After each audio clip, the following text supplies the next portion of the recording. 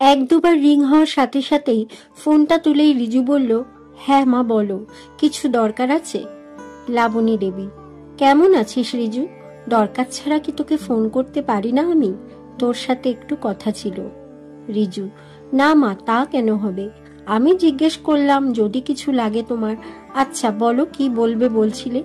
লাবণী দেবী: আমি বিয়ে করব। রিজু কয়েক সেকেন্ড চুপ থেকে তারপর বলল, মা প্লিজ, এখনই আর কি মারার সময় নেই আমার, আমি অফিসে আছি। লাবণী দেবী: আমি একটু আর কি করছি না রিজু, আমি সত্যিই বিয়ে করব। রিজু: কি যা তা বলছো মা? তোমার বয়সটা ভেবে দেখেছো একবার? তোমার এখন 61 বছর। মা প্লিজ পাগলামি করো না, অন্তত এই বয়সে এসে। লাবণী দেবী: আমি কোনো পাগলামি করছি না রিজু। ছেলের কাছে তো আর আমি পারমিশন চাইতে পারি না বিয়ে করার জন্য, তবে তোকে আগে ভাগে জানিয়ে রাখা আমার কর্তব্য। আর তোকেও তো থাকতে হবে বিয়ের দিন। অবশ্যই বৌমা আর মিনি চিনিকে নিয়েও আসিস, কেমন? কাল পরশু ডেটটা ফাইনাল হলে তোকে জানিয়ে দেব। এতক্ষণ কথাগুলো চুপ করে শুনছিল রিজু। এবার ধৈর্যের বাঁধ ভেঙে বলে উঠল, তুমি কি একবার আমার মান সম্মানের কথা ভাববে না মা? এই বয়সে কোন মানুষটা বিয়ে করে বলতে পারো? লাবণী দেবী: এতে মান সম্মানের কি আছে রিজু? তোমার বাবা মারা গেছে যখন তুমি ক্লাস 9, তারপর থেকে তো আমি একাই তোমাকে বড় করেছি, বিয়ে দিয়েছি। কোনোদিন নিজের জন্য আলাদা করে কিছু ভাবার কথা মাথায়ও আনিনি। রিজু: মা প্লিজ, এগুলো বুড়ো বয়সের ভীমরতি ছাড়া আর কিছু না। আর নিজেরটা ভাববে বলে এখন হঠাৎ বিয়ের কথা মাথায় এলো তোমার? লাবণী দেবী: হঠাৎ করে কিছু ভাবিনি আমি। বেশ কয়েক বছর আগেই কলেজের রিউনিয়নে গিয়ে আমার এক ক্লাসমেট সুপ্রভাতের সাথে দেখা হয়। তারপর থেকেই সোশ্যাল মিডিয়ায় ওর সাথে কথা বলা, কয়েকবার দেখাও করেছি। ওরও স্ত্রী গত হয়েছে প্রায় 15 বছর। আর কথা বলতে বলতে পুরনো বন্ধুত্ব আবার ঝালিয়ে নিতে নিতে কখন যেন দুজনেই অনুভব করেছি দুজনেরই এই বয়সে পাশে থাকার মতো একটা মানুষের বড় প্রয়োজন। রিজু: মা প্লিজ, তোমার এই প্রেম কাহিনী আমি শুনতে ইন্টারেস্টেড নই।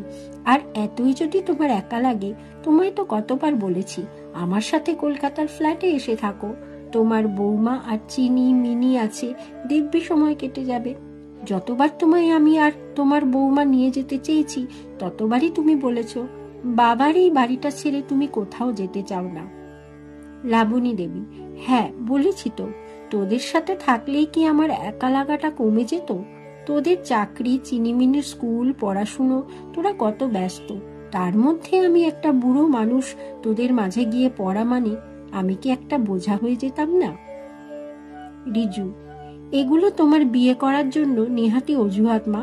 তোমাকে তো এও বলেছিলাম কয়েকদিনের জন্য নয়, তুমি একেবারে আমাদের কাছে এসে থাকো। এই বাড়িটার জন্য প্রমোটাররা কতবার এসেছে, আমার সাথেও কথা বলেছে। শুধু তোমার জেদের জন্য আমরা এগোতে পারিনি। তোমায় এখনো বলছি মা, তুমি আমার ফ্ল্যাটে চলে এসো। এখানে তুমি তোমার মতোই থাকবে। এখানে মহিলারা বিকেলে আড্ডা দেয়, মাঝে মাঝে অনুষ্ঠান করে নানা রকম। তুমিও ওদের সাথে আলাপ করে নেবে। আর তুমিও তো গান বাজনা ভালোবাসো মা। লাবণী দেবী: এ হয় না রিজু, ওই বাড়িটা তোমার। এখানে তোমার বাবা আর আমার অনেক স্মৃতি জড়িয়ে আছে। এসব ছেড়ে রিজু: এসব ছেড়ে পারবে না আমার কাছে এসে থাকতে, তাই তো? কিন্তু বিয়ে করে ওই লোকটার বাড়িতে গিয়ে উঠতে পারবে। লাবণী দেবী: তোমায় কে বলেছে রিজু আমি ওর বাড়িতে গিয়ে থাকবো? তুমি তো শুনতেই চাওনি আমার কথাগুলো। আমরা এই বাড়িতেই থাকবো। হ্যাঁ, সুপ্রভাতও রাজি হয়েছে আমার এই প্রস্তাবে। রিজু: কি বললে তুমি? এটা কিন্তু তুমি ঠিক করছো না মা। ওটা বাবার বাড়ি, আর আমারও নিশ্চয়ই কিছু ভাগ আছে ওই বাড়িতে। এখানে তুমি ওনাকে এনে রাখবে মানে? মা, পাড়ায় আমাদের একটা মান সম্মান আছে, সেটা তো অন্তত মাথায় রাখবে। লাবণী দেবী: তোমার ভাগ এই বাড়িতে এখনো কিছু নেই রিজু। তোমার বাবা আর আমি অনেক কষ্ট করে এই বাড়িটা করেছিলাম।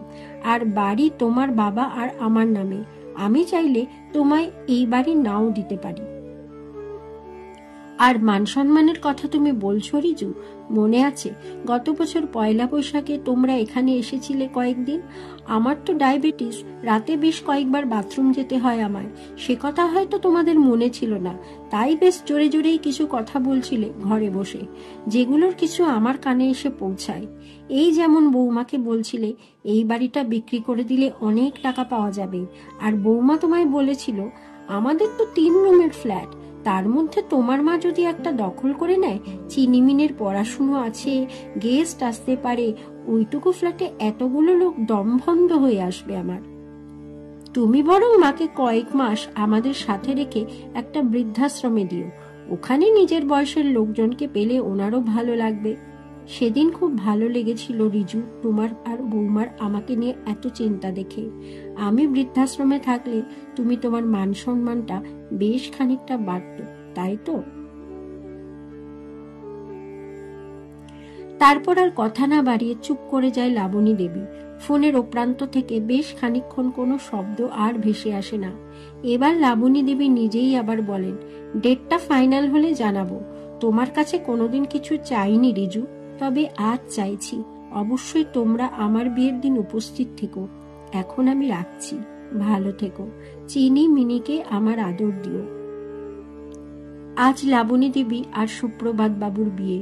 খুব ছিমছাম সাজে লাবণী দেবী আর সুপ্রভাত বাবু সোফায় বসে সই করছেন ম্যারেজ রেজিস্ট্রির কাগজে।